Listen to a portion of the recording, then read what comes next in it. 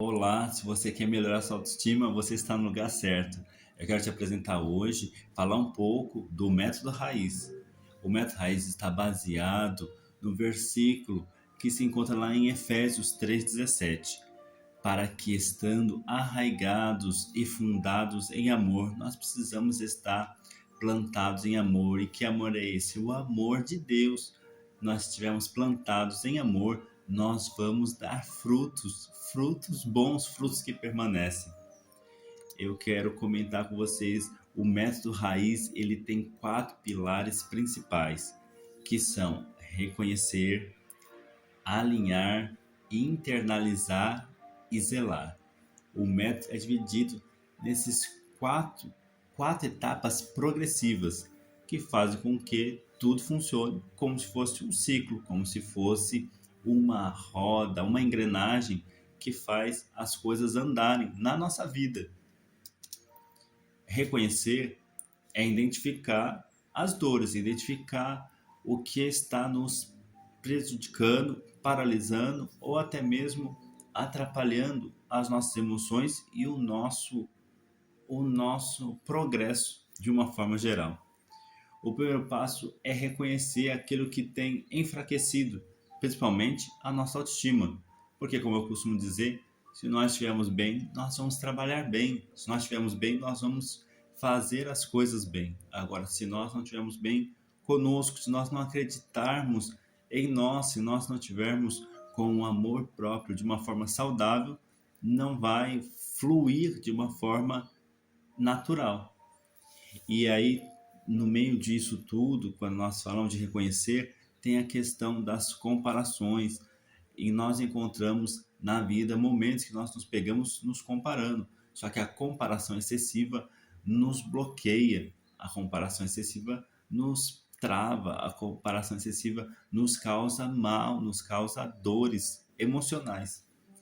E com isso vem também inseguranças, rejeições, pode estar no meio de tudo isso, pensamentos negativos, que querendo ou não, uma coisa puxa a outra.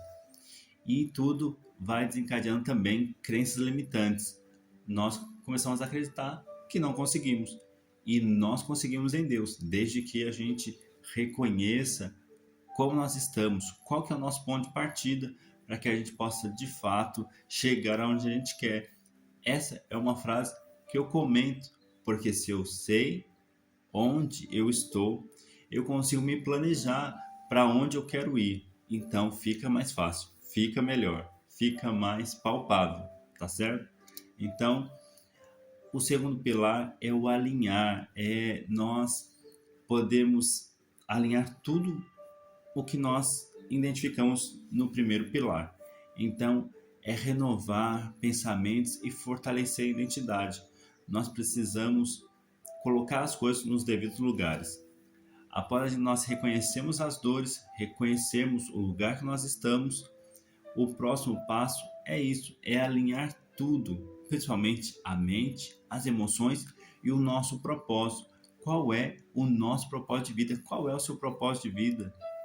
A base bíblica que nós usamos aqui é Samuel 16:7.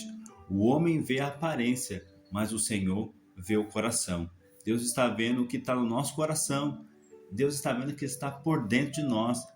Nós vemos só a aparência, só o que está exterior, mas Deus vê o seu interior. Deus vê aí a, a integridade, a genuinidade, a sua essência. É isso que eu quero dizer. A sua essência Deus consegue enxergar. Me perdoe, às vezes não tenho as melhores palavras, mas as palavras que eu tenho são as palavras do fundo do meu coração, para que a gente possa, de fato, viver. Porque, fala a verdade, quem é perfeito? Nós erramos e nós falhamos, mas nós precisamos reconhecer, alinhar tudo para que a gente possa, de fato, avançar na nossa vida, na nossa trajetória. Então, por falar em avançar, o próximo pilar que eu gostaria de comentar é o pilar de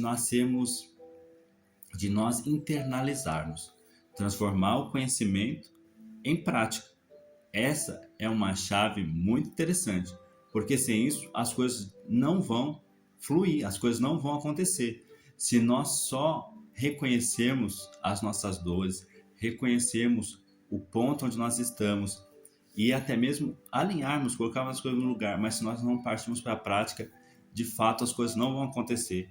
Então essa parte de internalizar é transformar esse conhecimento em prática. É você de fato ir e fazer o que precisa ser feito. Conhecimento sem prática não gera transformação e é sobre isso que nós estamos falando. A base bíblica aqui é não desprezem os pequenos começos. Está registrado lá em Zacarias 4:10, que nós possamos entender que às vezes é um passo pequeno, mas que vai gerar um resultado maior lá na frente. E às vezes nós desprezamos esses pequenos passos. Cada passo é fundamental para o nosso sucesso, para o nosso desenvolvimento. Então vamos internalizar, pegar tudo que aprendemos e colocar em prática de fato, tá bom? O último pilar é o zelar, é o cuidar, porque, fala sério, a nossa autoestima, a nossa vida precisa de uma manutenção. E é assim também em relação à nossa parte interior. Nós precisamos de fato ter esse cuidado, essa manutenção, esse crescimento contínuo. A última etapa ensina que a autoestima saudável precisa ser cuidada continuamente. A autoestima não é uma coisa que nós trabalhamos nela, aumentamos ela e esquecemos ela. Não é bem assim que funciona. Nós precisamos cuidar da nossa autoestima, cuidar do nosso interior todos os dias. Isso é muito interessante. A base bíblica para isso é: sobre tudo o que se deve guardar, guarda o teu coração. Provérbios 4:23.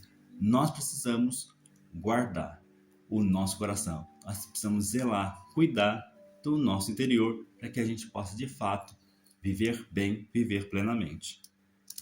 Eu gostaria de comentar de uma forma bem breve da minha história. Eu tive um processo, uma situação de um acidente aos 13 anos de idade que me fez perder parte ou grande parte da visão do olho esquerdo. E tudo isso me gerou muitas situações, frustrações, comparações, e é por isso que eu fui buscar conhecimento. Mas antes de buscar conhecimento, foi a fé em Jesus. Foi a fé em Jesus a base que me fez prosseguir e avançar. E o próprio Deus que prepara situações permitiu me desenvolver, permitiu aprender tudo que eu aprendi para que eu possa ensinar para outras pessoas. Então, de uma forma resumida, essa é a minha história. É a história de por que eu faço o que eu faço, por que eu estou fazendo isso. É porque eu sei que aí do outro lado, aí em outro lugar, não onde eu estou exatamente, talvez onde eu estou também tenha, mas eu sei que pela internet nós conseguimos alcançar muitas pessoas e essa mensagem vai chegar até você, que precisa ouvir isso, que precisa dessa mensagem de esperança, de fortalecimento interior para que todos nós possamos viver melhor, tá bom? E eu queria comentar de uma forma bem objetiva uma metáfora que eu acho muito interessante e eu acho que se aplica a tudo que nós estamos falando aqui. Quando nós falamos de metáfora, de comparação, de analogias, a nossa mente aprende pelas metáforas, pelas histórias e pelos cases. Então, que você fique curioso, que você fique curiosa, para que possa absorver a essência dessa metáfora, que talvez você já tenha ouvido. A metáfora do elefantinho quer dizer, é uma história que eu gostaria de compartilhar com você. O elefantinho, quando ele nasce, ele pesa pouco. Algumas literaturas dizem que ele pesa de 90 a 120 quilos. O elefantinho, quando ele nasce, ele é leve, comparado com o elefante grande, com o elefante adulto. E desde quando o elefante ele é pequeno e ele vai ser treinado, os adestradores, os cuidadores deles, amarram uma corda ou uma corrente em uma das suas patas e a outra ponta dessa corda, dessa corrente, numa estaca fincada no chão, uma estaca presa no chão com uma corda ou com uma corrente presa numa das patas do elefante pequeno. E aí o elefante pequeno, ele tenta se livrar daquela corrente, daquela corda, e ele se machuca sua pata e não consegue sair dali. E o que acontece? O adestrador, o cuidador, ele vê a ferida na pata do elefantinho e troca, amarra na outra pata. E aí ele tenta de novo sair da onde ele está preso, sair daquele toco, sair daquela corda ou daquela corrente. Mas, mais uma vez, ele machuca a sua outra patinha, ele machuca e ele não tenta mais. Chega um determinado momento que ele não tenta mais se livrar daquilo. Ele entende que toda vez que ele for tentar sair, ele vai se machucar. Então o que acontece? O elefante, que era pequeno, com o passar dos meses, com o passar dos anos, ele cresce e se torna um elefante adulto. E um elefante adulto pesa de 4.000 quilos a 7.000 quilos, ou seja, 7.000 toneladas. 7 toneladas é muita coisa. Resumindo a história, o elefante grande, adulto, ele tem um peso e uma força que, se ele soubesse, ele arrancaria agora aquele toco, aquela corda ou aquela corrente em apenas um movimento pequeno. Só que ele tem uma memória boa, o elefante, e a memória emocional é muito mais forte. E todas as vezes que ele se lembra da dor que ele sentia quando ele tentava se desprender daquela corda, daquela corrente, quando ele era um elefante bebê, quando ele era um elefante pequenininho, ele tem aquela memória de dor, então ele nem sequer tenta, ele faz algum movimento achando que não consegue vencer aquele toco, aquela corrente. Então, qual que é a moral da história? É que muitas das vezes eu e você estamos presos em algo do passado ou em algo que agora nós temos maneiras de vencer, nós estamos adultos e podemos vencer de uma forma muito mais fácil do que quando nós éramos crianças. Mas as marcas e as cicatrizes e as dores emocionais fazem com que a gente nem tente lutar naquilo que a gente acha que nós já perdemos, que nós achamos que não conseguimos. Então nós fazemos como o elefante adulto, que toda vez que ele é amarrado ou preso naquela corrente, naquela corda, naquele toco, ele nem tenta sair do lugar. Mas se ele desse um passo, ele arrancaria aquele toco e iria ficar livre. Muitas das vezes, nós não sabemos a força que agora temos, porque as dores emocionais nos aprisionaram no passado.